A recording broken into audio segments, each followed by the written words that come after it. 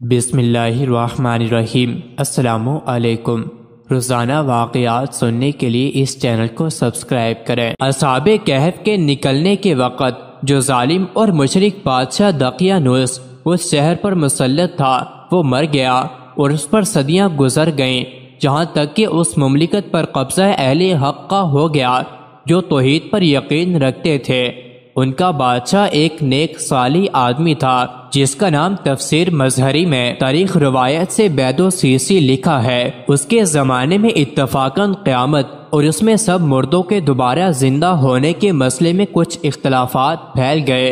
ایک فرقہ اس کا منکر ہو گیا کہ بدن گلنے سڑنے پھر ریزہ ریزہ ہو کر ساری دنیا میں پھیل جانے کے بعد زندہ ہو جائیں گے۔ بادشاہ وقت بید و سیسی کو اس کی فکر ہوئی کہ کس طرح ان کے شکوک و شبہات دور کیے جائیں۔ جب کوئی تدبیر نہ بنے تو اس نے ٹاٹ کے کپڑے پہنے اور راکھ کے ڈھیر پر بیٹھ کر اللہ سے دعا کی، پھر الہو زاری شروع کی کہ یا اللہ، آپ ہی کوئی ایسی صورت پیدا فرما دیں کہ ان لوگوں کا عقیدہ صحیح ہو جائے اور یہ راہ پر آ جائیں۔ ایک طرف یہ بادشاہ گریہ و زاری اور دعا میں مصروف تھا، دوسری طرف اللہ تعالیٰ نے اس کی دعا کی قبولیت کا یہ سامان کر دیا کہ اصحاب کہف بیدار ہوئے اور انہوں نے ایک آدمی کو جس کا نام تملیخہ بتلایا جاتا ہے اس کو بازار میں بھیج دیا۔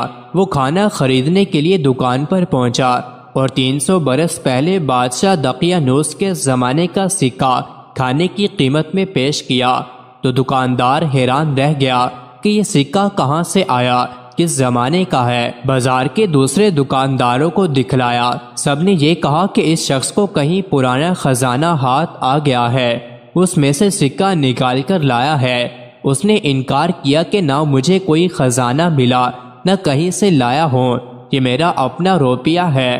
بازار والوں نے اس کو گرفتار کر کے بادشاہ کے سامنے پیش کر دیا۔ اے بادشاہ، جیسا کہ اوپر بیان ہوا ہے کہ ایک نیک صالح اللہ والا تھا اور اس نے سلطنت کے پرانے خزانے کے آثار قدیمہ میں کہیں وہ تختی بھی دیکھی تھی جس میں اصحاب کہف کے نام اور ان کے فرار ہو جانے کا واقعہ بھی لکھا ہوا تھا۔ بعض کے نزدیک خود ظالم بادشاہ دقیانوس نے یہ تختی لکھوائی تھی کہ یہ اشتہاری مجرم ہیں، ان کے نام اور پتے محفوظ رہیں، جہاں کہیں ملیں گرفتار کر لیے جائیں۔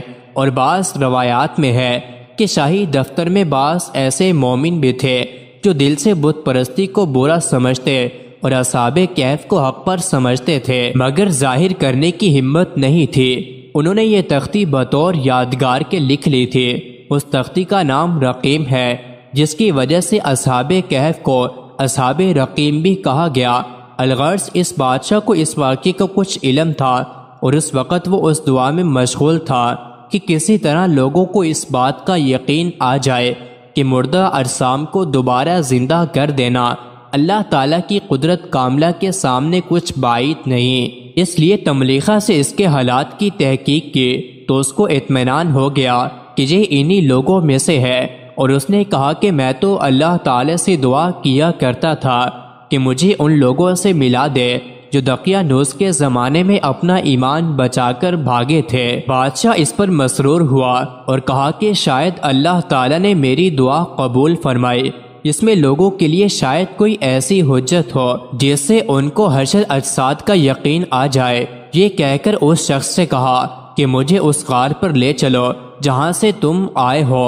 بادشاہ بہت سے اہل شہر کے مجمع کے ساتھ غار پہنچا۔ جب غار کے قریب آئے تو تملیخہ نے کہا کہ آپ ذرا ٹھہریں، میں جا کر اپنے ساتھیوں کو حقیقی معاملے سے باخبر کر دوں کہ اب بادشاہ مسلمان موحد ہے اور قوم بھی مسلمان ہے، وہ ملنے کے لیے آئے ہیں۔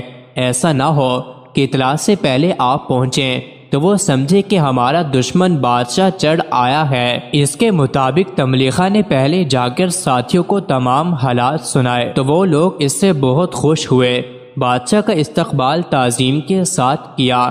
پھر وہ اپنی غار کی طرف لوٹ آئے، اور اکثر روایت میں ہے کہ جس وقت تملیخہ نے ساتھیوں کو یہ سارا قصہ سنایا اسی وقت سب کی وفات ہو گئی اور بادشاہ سے ملاقات نہیں ہو سکی۔ میرے محیط میں ابو حیان نے اس جگہ یہ روایت نقل کی ہے کہ ملاقات کے بعد اہل غار نے بادشاہ اور اہل شہر سے کہا کہ اب ہم آپ سے رخصت ہونا چاہتے ہیں، اور غار کے اندر چلے گئے۔ اسی وقت اللہ تعالیٰ نے ان سب کو وفات دے دی۔ مزید ایسی ہی ویڈیوز کے لیے چینل کو ضرور سبسکرائب کریں۔